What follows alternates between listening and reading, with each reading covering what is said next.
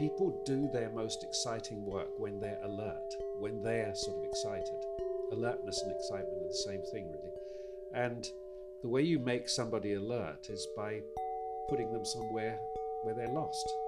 You know, when you're lost, you're looking around everywhere for clues. You know, you're desperate for something. You want something to work. And so I think in that situation that we were in, we were both really listening and thinking, oh, that worked. Okay, follow that. You know.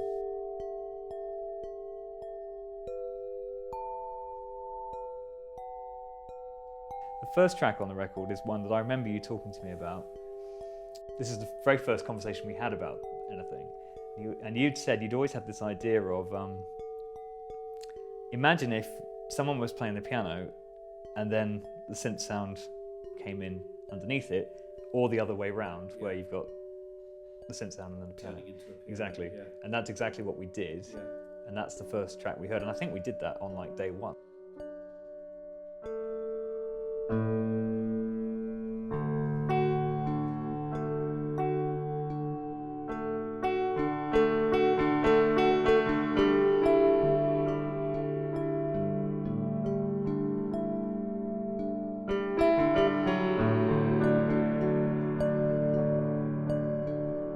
So Brian and I met outside the toilets at the Roundhouse, and I came up to you and we just started talking.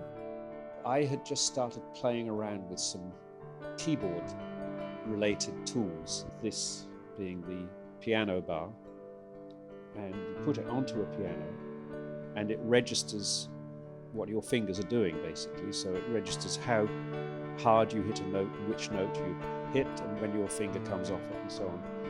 And it translates that into MIDI. Now, MIDI is musical instrument digital interface, so it's the language that computer instruments speak.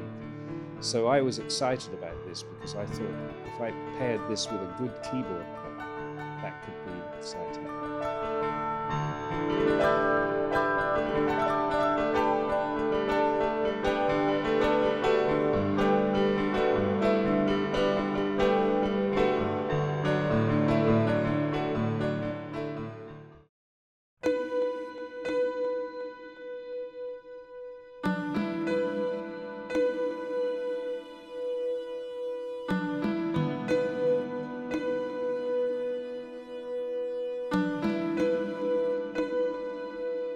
My angle was that I'd been playing the piano for years. I was like, I'm always improvising, messing around on the keyboard, but how the hell am I ever going to do anything with this? I can't bring myself to make a record of it.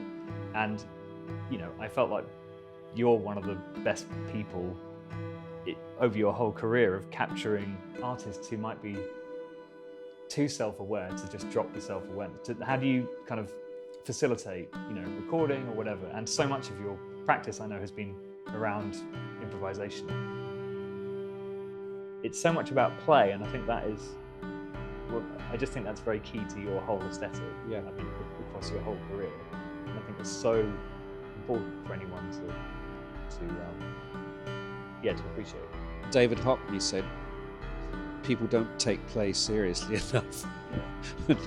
I really believe that. I think that, you know, even the most sort of apparently intellectual inventions really come out of playing, really come from sort of letting your mind amuse itself, go somewhere that it's never been before and just follow it and see what it does.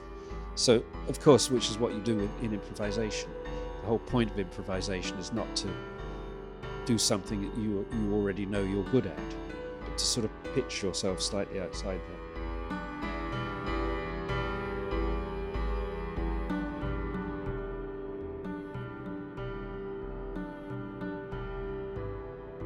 There's this quite clear division of labour in the project. Yeah. But that really does, in my opinion, help the thing. Like, it's because a lot of producers are keyboardists and a lot of keyboardists do sounds, but in this case it was just so obviously like, well, I just leave me on the piano with two hands and I can just get on and do stuff.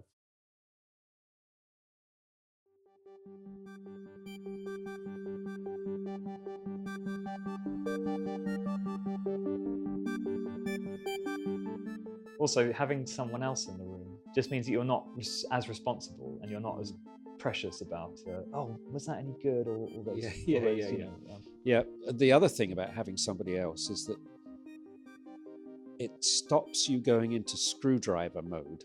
Because, you know, if you're working on your own, it's very easy to get obsessed with tiny details of what you're doing. But because that's so boring for the other person, if there are two of you there, you just don't do that. So I think you work much more quickly and freshly if there's somebody else around. And of course, you keep getting thrown off course because they do something that you wouldn't have thought of doing. So suddenly you're somewhere new, and that's exciting of itself. When people write about music, they always write as though the important thing in music is the notes or the lyrics, and particularly if they're critics, they write about the lyrics because that's the language that critics use and know. But if they're a little bit more sophisticated, they write about the music, that's to say the chord structures and so on. But the thing they don't generally write about is the real important new addition to the musical language in the 20th century, which is sound itself. You know, if you think of prior to, say, the late 1950s or the 1960s, you didn't have that many sonic choices. You had a thing called the guitar and a thing called the cornet and all these specific islands of musical sound, and each one had a range of possibilities, but there was a limit to them. So what happened with electronics was that suddenly, instead of all these little islands of sound, there was a huge ocean.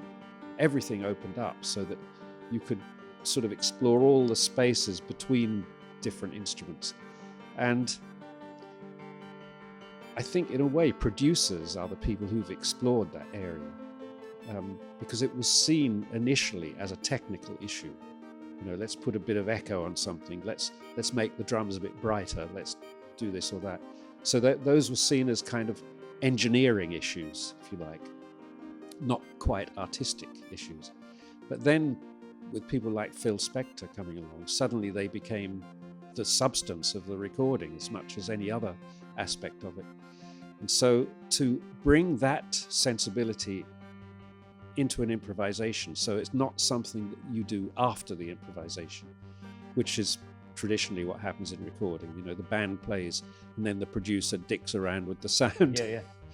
But to make that dicking around part of the recording process is different, I think. Or we're both dicking around at the same time. Yeah, exactly.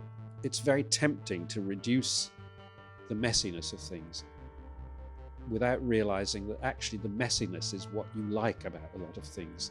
You like the fact that they still have some life left in them. They've still got an edge to them. You can still hear the fact that it was humans who made it. Exactly.